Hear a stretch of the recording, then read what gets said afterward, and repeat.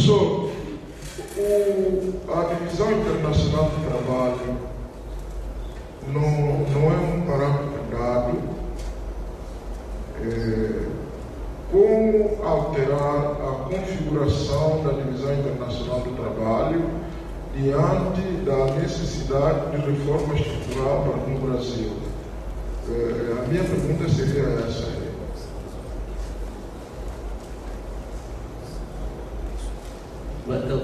O senhor me desculpe, a divisão internacional do trabalho ela foi alterada. Ela já se alterou. Com o neoliberalismo, você arrebentou com os contratos de trabalho, precarizou o trabalho. O trabalho virou part-time. Hoje em dia eu não sei mais ver nenhuma estatística sobre o mercado de trabalho, porque o sujeito trabalha 3 dias por semana, está empregado, mas trabalha 3 dias por semana, trabalha 12 horas ou 15 horas, eu não sei. Segundo lugar, você teve uma revisão internacional do mercado de trabalho, com a exportação de capital dos Estados Unidos e da Europa em direção à Ásia, antes ao México, agora à Ásia. Então você teve uma revisão internacional do trabalho. E nós aqui também, porque nós fechamos cadeias produtivas, passamos a importar coisas que a gente fazia. Então nós padecemos também dessa revisão internacional do trabalho. Para voltar ao que era, eu não sei responder essa pergunta, porque é extremamente difícil pensar numa forma de retorno. Como eu digo aos meus alunos, uma crise só é boa quando ela é dantesca. A crise de 29 foi muito boa. Por quê? Porque uma crise profunda, ela rompe com inúmeros obstáculos internos e externos. Externos porque eles quebram também e estão com um trabalho desgraçado para tentar se recuperar. E esquecem um pouco da gente.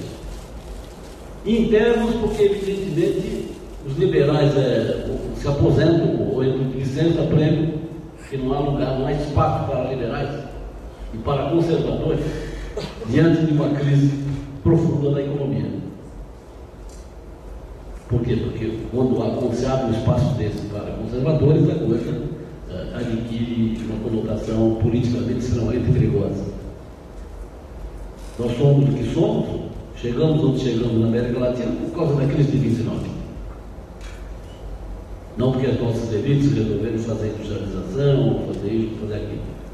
Porque houve uma crise e que ela gerou estímulos e porque tivemos estadistas com coragem e competentes para fazer isso. Você tem que ter as duas coisas. Você tem que ter o momento, a oportunidade, a circunstância e tem que ter um jeito. Tem que dar o cara para entrar em campo e saber fazer o gol. É isso.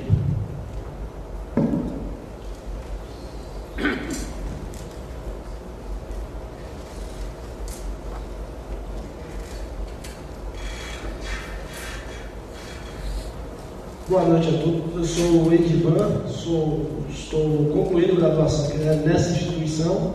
Gostaria de fazer uma pergunta simples ao professor. Qual o principal entrave para uma reestruturação da indústria brasileira? Ou, indo um pouquinho mais longe, para uma nova reformulação da economia brasileira, visando a economia mais forte futuramente?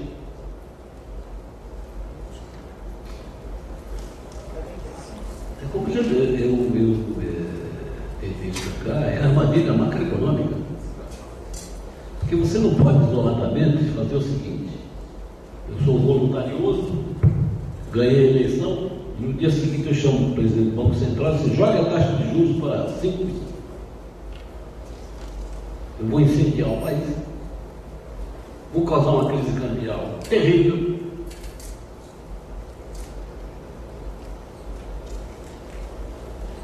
O dólar vai ao céu. Não tem que mexer no juros, mas também tem que mexer no controle de capital estrangeiro. O capital estrangeiro está absolutamente descontrolado no país. Se você quiser ser bem de sua casa, deposita o dinheiro em reais na sua conta no Banco X, liga para o seu gerente e diga: transfira para a minha conta em Miami. E instantaneamente o seu dinheiro vai passear lá fora.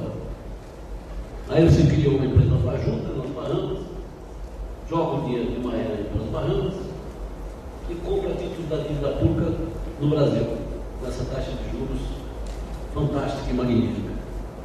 Você escancarou a conta financeira do balanço de pagamentos? Não, são pequenas as coisas que nós temos que voltar a fazer. Voltar a controlar os fluxos de capital internacional. 2, os movimentos do capital nacional lá fora. 3, administrar a taxa de juros, baixando os juros reais. 4, rever o nosso sistema tarifário. 5, rever todos os acordos internacionais que nós fizemos.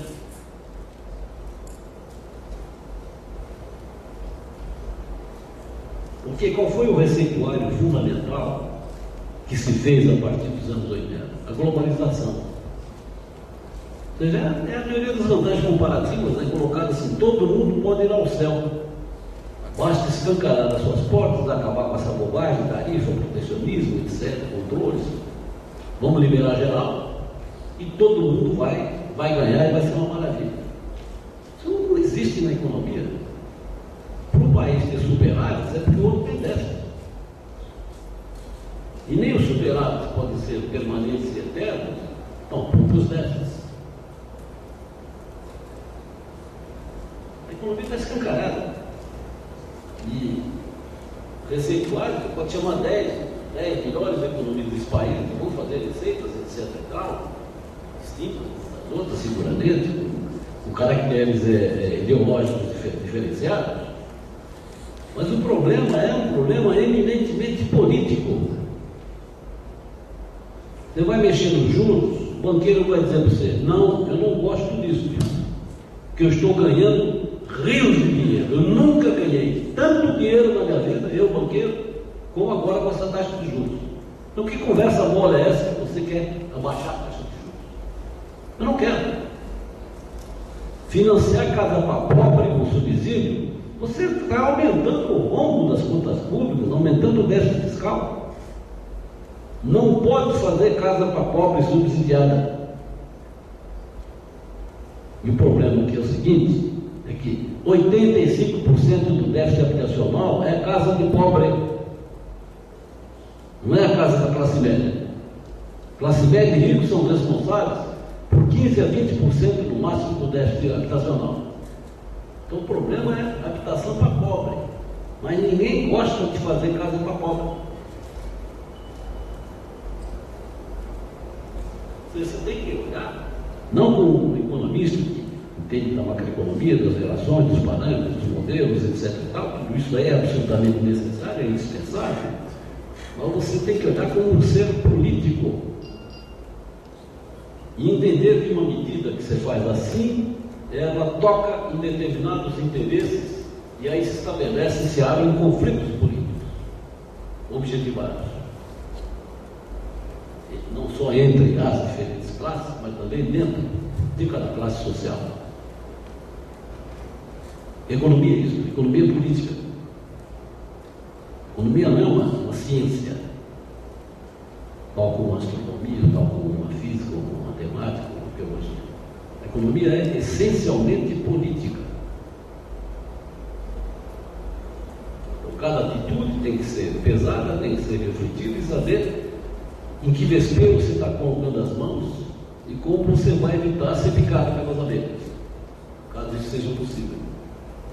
Então, eu me refiro aqui, simplificando a nossa conversa, trazendo ela além do chão. Com esse juro elevado, com esse câmbio, ou seja, o conjunto no céu e o câmbio no inferno, com esse estado descontrolado.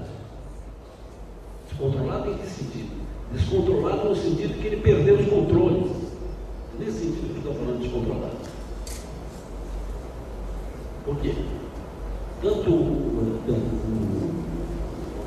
que eles colocam muito clara e inequívoca, olha, esse negócio de macroeconomia, esse negócio de demanda efetiva. Demanda efetiva é uma coisa que tem que ser coordenada pelo Estado. No consumo, o mercado, as pessoas, tal, vão lá e se resolve. Agora, o investimento não. Investimento é uma coisa séria demais para se deixar na mão dessa gente. Investimento público e privado, eles têm que passar por uma coordenação do Estado Nacional. Essa coordenação acabou. Não existe mais. O Ministério do Planejamento do Brasil é um ministério que faz o que faz? Faz orçamento. É uma escritório de contabilidade pública, mas não deve haver. É isso. Ninguém planeja coisa nenhuma. Então não é por outra razão que as políticas de desenvolvimento regional, você tem meia dúzia de políticas de desenvolvimento regional elaboradas recentemente, em anos recentes, pelo Ministério da Integração Nacional, não estão na gaveta. E não poderão ter outro destino senão a gaveta. Essa é a questão.